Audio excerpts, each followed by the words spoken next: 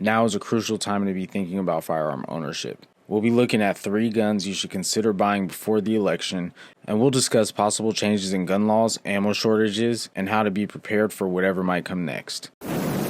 Why elections affect gun owners? Historically, after major elections, especially presidential ones, we often see changes in firearm regulations. Discussions about bans or restrictions on certain types of firearms become more and more common. We also tend to see ammo shortages as people rush to stockpile in anticipation of higher prices or limited availability. Recommendation number 1 is a semi-automatic rifle, an AR-15. It's a versatile platform that can serve for home defense, hunting, or recreational shooting. Now, why is this a top pick? 1, there's changing laws and bans. There's always talk of potential bans on semi-automatic rifles, especially AR-style rifles after elections. Even if a full ban isn't likely, there could be restrictions on magazine capacity or features like adjustable stocks. So if you've been thinking about getting one, now might be the time before any changes occur. Ammo consideration. The ammo for AR-15s, 223 or 5.56, is usually abundant, but shortages are common after elections. You don't want to be caught in a situation where ammo prices skyrocket or you can't find any at all. A shotgun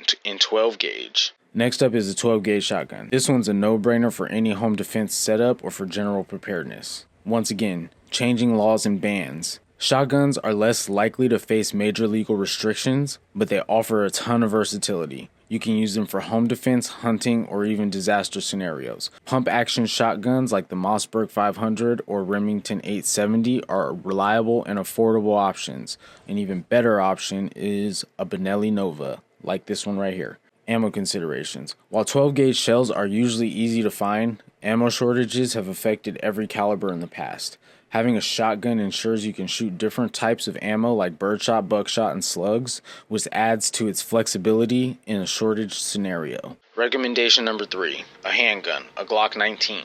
Finally, I recommend a handgun like the Glock 19. It's one of the most popular, reliable, and versatile handguns on the market. There's always a possibility of stricter handgun laws or magazine capacity restrictions. The Glock 19 has a standard 15-round magazine, or 10 rounds if you're in California, but that could be limited depending on the outcome of the election. Handgun ammo shortages are common during times of uncertainty. 9mm rounds in particular can be tough to come by after elections, so it's worth stocking up. The Glock 19 is great for everyday carry, home defense, and even competitive shooting, so it's a fantastic all-around choice. Alright, likelihood of outcomes. While a full-out ban on firearms is unlikely, restrictions like magazine capacities or bans on certain features are much more probable, especially depending on who wins office. There's also a possibility of increased background check requirements or waiting periods. Ammo shortages. Ammo shortages are almost a guarantee. We've seen this in the past and will likely see it again. Even if there are no legal changes, fear and uncertainty can drive people to stock up, depleting supplies.